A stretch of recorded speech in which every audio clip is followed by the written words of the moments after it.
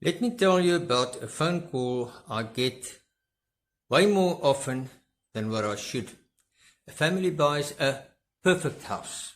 Nice area, neat garden, electric fence on top of the wall, so they feel safe. The sale goes through, kins are handed over and everybody's smiling. And then 2 weeks later, there's an incident. A delivery guy refuses to come inside the gate because he got a shock. The neighbour complains the fence is arcing at night. The alarm keeps going off during load shedding, load reduction. And when they ask for the electric fence certificate, the paperwork is either missing or it looks creative. Now this new owner is stuck because suddenly that electric fence isn't just security. It's a legal liability and a safety hazard sitting on top of your boundary wall. And here's the scary part. Most homeowners don't even know. They're the ones holding the risk. So today I'm going to give you 5 compliance rules people get wrong. The ones that can cost you real money, real stress, and in the worst cases, someone gets hurt. A quick favor. You own an electric fence or you're buying, selling a property, hit subscribe now. Because this channel is basically expensive mistakes, but you learn from them for free. Compliance isn't paperwork, it's protection. Let's get one thing straight.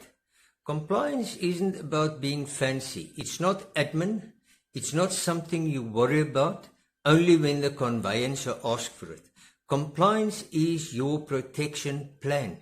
It's what stands between I'm safe and covered and I didn't know. Now I'm paying. And electric fences are one of the easiest places for dodgy work to be hidden. Because it's outside, it's high up, and most people don't understand what they're looking at. So rule number 1, I want you to listen like a buyer, not like a seller. And while you're listening, I want you to think, if I had to prove this fence is legal today, can I? The electric fence COC is not the normal certificate of compliance like your house. This is the first big misunderstanding. A house can have an electrical certificate of compliance and the electric fence can still be non-compliant. Because in South Africa, the electric fence has its own compliance certificate, an electric fence system certificate of compliance. And here's the part most people miss. If the fence was installed, modified, repaired, extended, upgraded or moved, you need the correct certificate for that fence system. Now, I'm not your conveyancer, and I'm not here to play legal chess with anybody. I'm just telling you what happens in real life. When something goes wrong, an injury, a complaint, a dispute with a neighbor, a sale, an insurance question, paperwork becomes your shield. If you've ever been in that position, you know the feeling. You're standing there thinking, wait, I thought this was all sorted. Drop a comment right now. Have you ever been asked for an electric fence certificate of compliance when selling or buying? Yes or no? And what happened? What you do as a homeowner or a buyer, ask for the electric fence system certificate of compliance, not just the house COC. The installer's details and registration is on that certificate. The date it was issued and whether any changes were made after that date, because that's where the nonsense starts. If the seller gets defensive, don't fight. Just get calm and very professional. Cool. My installer will verify the system before transfer. That one sentence saves people thousands. If your gardener or handyman fixed it, now the certificate is basically meaningless. This is where I'm going to be very blunt. Electric fences are not just a few wires.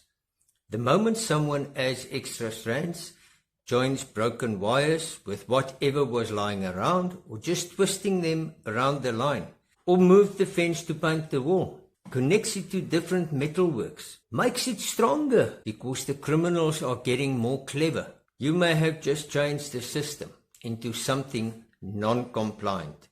Even if the fence still works, and I know why people do it, they're trying to feel safe. They're trying to save money.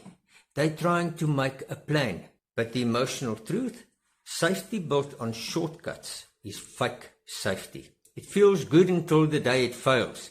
Then it becomes a nightmare, panic, arguments, and invoices. And there's another angle people don't like to hear. If someone gets hurt, the question becomes, who is responsible for this fence? And the answer is usually the user or the owner. So you don't want proof that it switches on and off. You want proof that it was installed and tested correctly by someone who is allowed to certify it. If you know someone who says, I'll just quickly fix the fence myself, share this video with him. It might save them from a nightmare later. Remember, once somebody changes something on an electric fence, the original certificate expired immediately. Warning signs, people skip them until the day it matters. This one sounds small until it isn't. Warning signs are not decorations. They're there because an electric fence is dangerous to the public, to kids, to visitors, workers, delivery drivers, gardeners, tenants, everybody. And what I see all the time is signs missing, signs faded, signs facing the wrong way, signs only at one gate, or signs that are so high up that you need a ladder just to read warning. Now picture this. A courier arrives. He leans a package against the wall. His hand touches something metallic that's bonded to the fence line. He jumps, drops the parcel, gets hurt or claims he got hurt. Now you're in a story you never wanted to be in. And the worst part? It's avoidable. A practical way to spot check without touching anything. From the pavement or your driveway, can you clearly see warning signs along the boundary? Are there signs at gates and obvious access points? Do they look like they were placed deliberately or just stuck somewhere? If you can't see warning signs, neither can other people. Comment how many warning signs on your fence right now. None? Some? Plenty? Not sure? Comment. I'd like to know, please. The Energiser setup is often wrong, and load shedding exposes it. This is such a South African problem, because load shedding hits, power comes back, alarms go mad, the fence behaves like it has a personality disorder, and everyone starts adjusting the settings, like it's a radio. Here's the thing, a compliance system isn't just the wires on the wall. It's also how the Energizer is installed, how it's powered, how it's isolated, and how the system is earthed and protected. And I'm not going to turn this into a technical lecture because you don't need a diploma to understand this. A good system is stable and predictable. A bad system gives you random shocks, false alarms, arcing at night, or when it rains, and it works sometimes. So what homeowners get wrong is this. They assume fence on equals fence safe. That's not true. Fence on just means electricity is being sent somewhere. It doesn't mean it's being controlled properly. The bias question that changes everything when viewing a property. Ask the seller, where's the Energizer and the isolation switch? And can you show me how you turn the fence off safely, please? Watch what happens. If they can show you calmly, confidently, and it looks professionally installed, good sign. If it turns into, I'm not sure, it's somewhere there in the roof, the old owner did it, just don't touch it. That's not a deal breaker automatically, but it is a red flag that you should verify compliance properly. I'll do a video called Where Dodgy Installers Hide the Truth and how homeowners can spot it. Comment on it and subscribe so that you don't miss it. Shared boundaries and public access are where people get wrecked. This is the one that starts neighbour wars. People install fences like this. Same wall as the neighbour, close to a sidewalk, facing a public space, or built into existing metal works that someone can actually touch from the outside. And then they shocked, there's no pun intended, when the complaints start. Because compliance isn't only about your property, it's also about how your fence impacts other people's safety.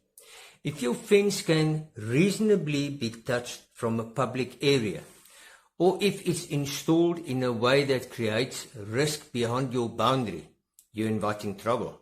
And again, here's the emotional reality. You don't want your security upgrade to become the reason you get dragged into an inspection, get forced to redo the system, lose time during a transfer, or fight with a neighbour for months.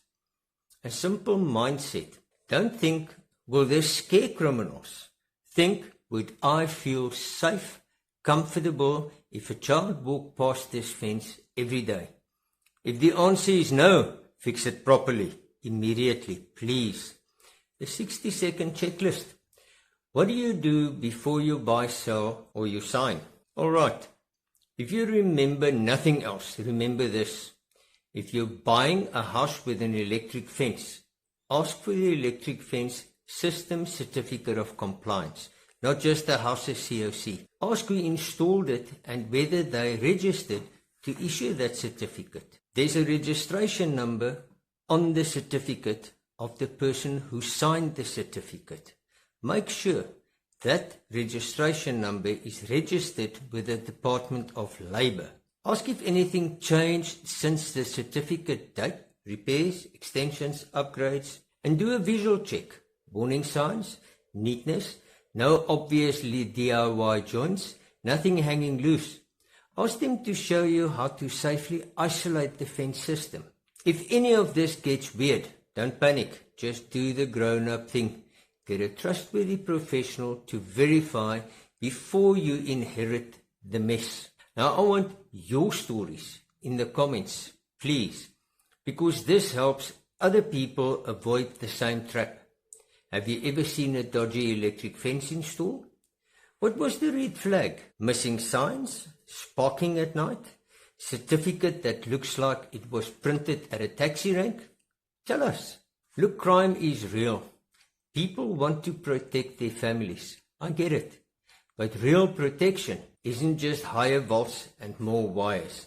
Real protection is doing it right, so it protects you too. Because the worst feeling is thinking you're safe and then finding out your security is the very thing that puts you at risk.